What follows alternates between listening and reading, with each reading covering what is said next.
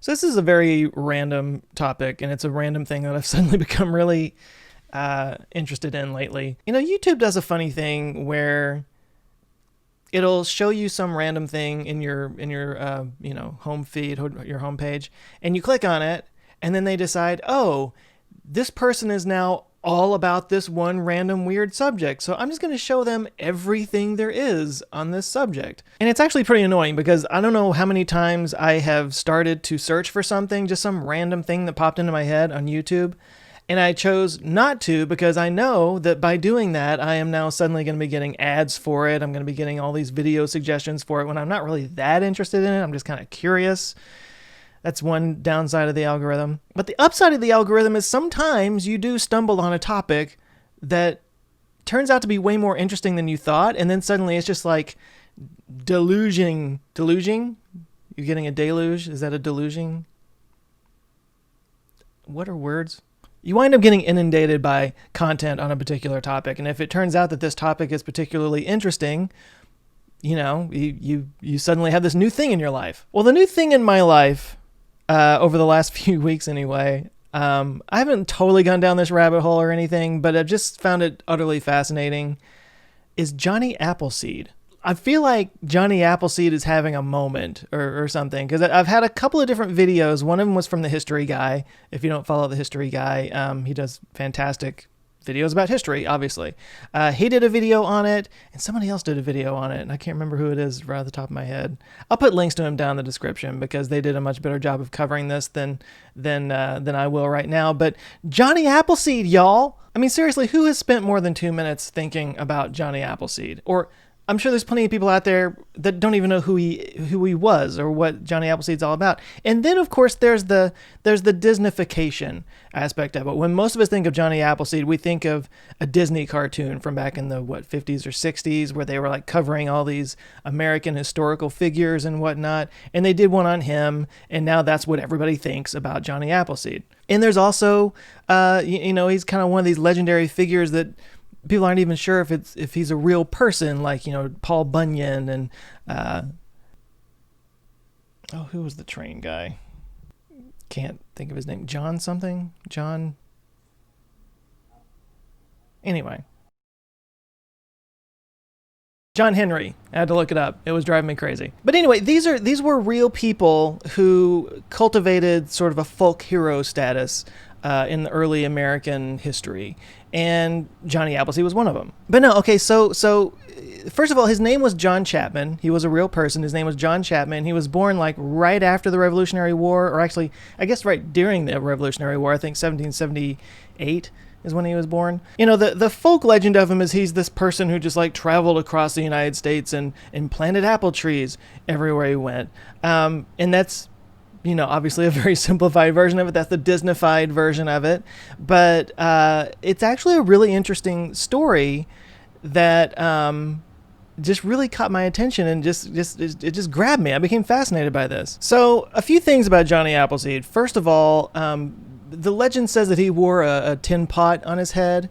Apparently this was actually kind of true. Like there were some people that said that he wore a tin pot on his head, just because it was something that he ate out of, and it also kept the sun off the top of his head. It was just like a multi-function kind of thing. Others said that it wasn't necessarily a tin pot that he actually cooked out of, but it was like a former tin pot that he like shaped into a hat that he that just was used to keep the sun off of his head. But let's just get down to, okay, so what was Johnny Appleseed? What was he all about? Why was he just going around planting apple trees everywhere? Well, here was the deal.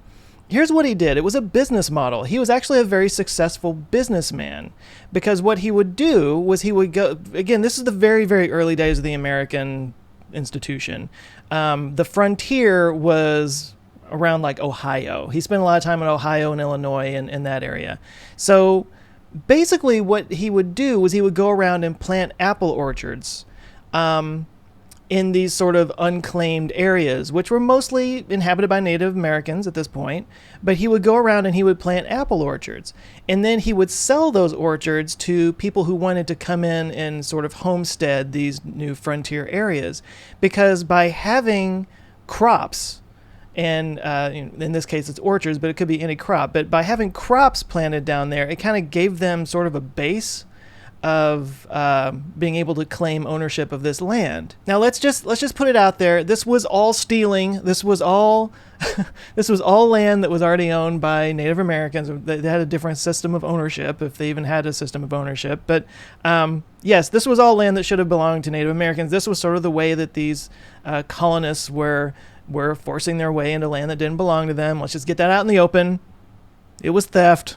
But that was his strategy. He would go into these areas where he could kind of tell where people were sort of heading out. I mean, obviously along rivers and fertile places where people could, set up a farm and whatnot. But he would go in and he would plant orchards, and then he would just sell those orchards to people who wanted to come in, and then they would build their house there, and suddenly they had this property. And that was basically what he did. He would kind of like do a circle in this one area in the frontier, and he would just go from town to town, up and down the frontier there. He would plant new orchards and then circle back around and sort of tend to the orchards of the people who he had made deals with and sold land to. And apparently he was very generous. He didn't enforce the titles that he had. Like, he just sort of carried them around. He was very unorganized about it. He let people just kind of pay when they could pay. So he kind of cultivated this persona of a very generous person and very trusting and low key kind of dude. But this was something he did until the day he died, and he lived to be in his late 70s, early 80s ish.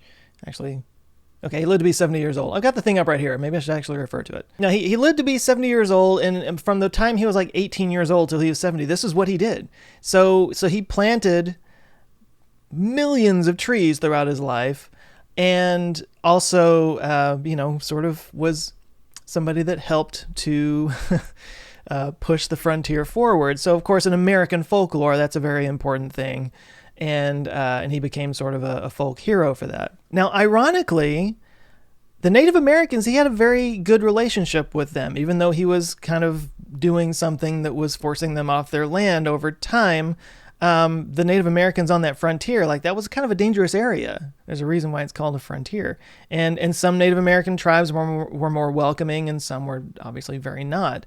But he had a very good relationship with them, and they liked him because he was very, like, one with the earth. So here's what we got to get into, like, Johnny Appleseed, like, as a person, what he was like. First of all, he was a vegetarian. He would never hurt any animals in any way. He didn't ride a horse to go on all these trips, even though by the time he died, he was a very wealthy guy. But he used his wealth to, like, he would find if there was a horse that was somebody was going to euthanize, or a horse that was, beyond its work years, and somebody was going to have it put down because they couldn't get any work out of it anymore. He would buy this horse from them and then just, like, put it on a farm somewhere so it could just live out its life. He dedicated himself to saving any animals. There was some story about and by the way, he didn't have any, he didn't live anywhere. He was a nomad. He would just walk around.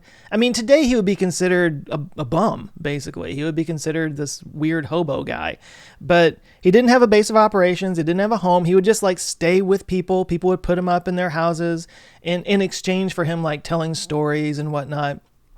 But there was a story about that he was in a campfire. He was camping out somewhere, and he noticed that there were some mosquitoes that were getting into the fire and getting burned. So he put out the fire to save the mosquitoes. Like, that's what a do-gooder this guy was. And the reason that he was this way was he was a part of this church called the Swedenborg Church. And I think I read that it didn't actually come from Sweden, that it actually was the guy who founded it. His last name just happened to be Sweden. But apparently this church was a sort of a movement going on at the time that basically was, they believed that the closest or the easiest way to get to God, or the closest way to get to God, was through nature. Like, they associated God with nature. So they definitely were vegetarians. They didn't believe in harming any animals. They believed in, their congregations, their services were all outdoors. So he 1000% went into that faith and basically embraced it wholeheartedly. He lived out in the open. He didn't wear shoes. He walked thousands of miles with no shoes. There were stories that, like, kids would a little trick he would play with the kids with. He would let them like stick pins into his feet because he couldn't feel anything. They were so calloused and whatnot. He never married throughout his life, claiming that his wife was Mother Nature, and that, you know, by being married to Mother Nature in this world, he would have a wife in the other world. So pretty kooky stuff, and there were stories that there was sort of like a dark side to him, that his religiosity went to some dark places sometimes. Like apparently one of his I don't know, customers or clients or whatever, like was going to set him up with his daughter, even though the daughter was only like 12 or 13. I guess this was something that happened back then, but he was basically betrothed to this girl, and then when he saw her like sort of flirting with a boy, he called it off, and apparently it was kind of nasty or something. So he was a kooky guy.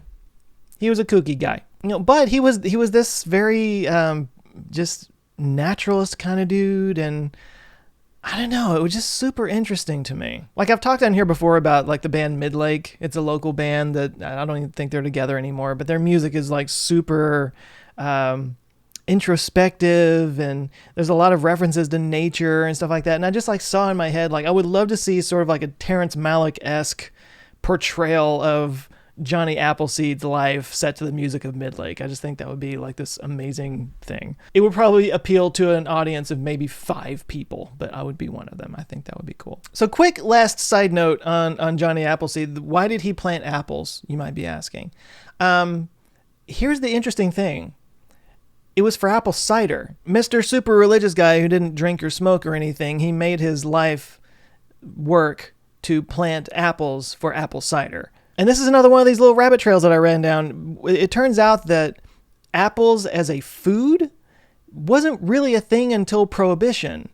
Before that, almost all apples that were planted were done for apple cider. And then when Prohibition came around, all the apple producers, you know, these were these big companies around the country, they decided, oh, I guess we need to find something else to do with these apples. So they actually had to cultivate apples to eat. Like the apples that you make for cider, they're not made to be eaten, so they're like super sour. Like you wouldn't want to actually eat this. They're not tasty. So they basically so basically when Prohibition happened and they couldn't make their apple cider anymore, they crossbred it and they made some apple variations that were edible. And then suddenly it was all about apple pie. It was a big marketing thing. So when they say as American as apple pie, that wasn't really a thing until like the 1920s. But they sold it. America. But anyway, it's always fascinating when you grow up with these sort of Disney-fied American folk hero people. Like Disney really did a number on not just my generation, but the generation before me, on everybody since maybe the 50s. They did such a number on our understanding of American history because they did a lot of I can't remember the name of the series, but they did a whole series of cartoons that were basically about American history, and they did it in this Disney way, and they sold this story of America and how we were brought about and these American folk heroes, and that's what we all kind of grew up with, and it stuck. The stuff that you learn when you were a kid just kind of sticks, and it's fascinating to me on that level that we all have this like idea of these American folk heroes like Johnny Appleseed, John Chapman, but they were real people and they lived fascinating lives. And this one in particular was super fascinating and super weird. And he did a lot to grow this country in a very interesting way. He was actually a successful businessman, but he also wore like rags and had no home. He was a homeless guy that lived in rags, but was actually super wealthy, and did it for religious purposes, and he did it all like selling alcoholic drinks. It's a super interesting story, and I just became fascinated by it. So I felt like doing a video about it, and this may appeal to nobody, but I don't know. It always blows me away when you find some little nugget of information that you just weren't really privy to before, and suddenly it opens up all these different sides of history and culture and food and yourself that you didn't know about before, and I want to see that movie. Like I'm seriously tempted to just explore this and maybe try to make a movie out of this or something. I think it would be like really interesting. Again, I'm the only person on the earth that would probably think this was interesting, but I do. Anyway, random bit of information, as if that's not something that I do all the time. Thought I would share it with you guys. Hope that was at least interesting to you. I'll put some links down in the description if I can find them. Like I said, the History Guy did a fantastic video on it. Who was the other one that did this? Seeker? It wasn't Seeker. Who was this? Maybe it was the Vox Almanac or something. Anyway, if you found this interesting, I hope you enjoy the rabbit hole that you're about to go down, because I thought it was cool. But that's it for now. I have a dentist appointment to get to, so I'm going to head out and do that. You guys take care of yourselves. Love you guys. Later.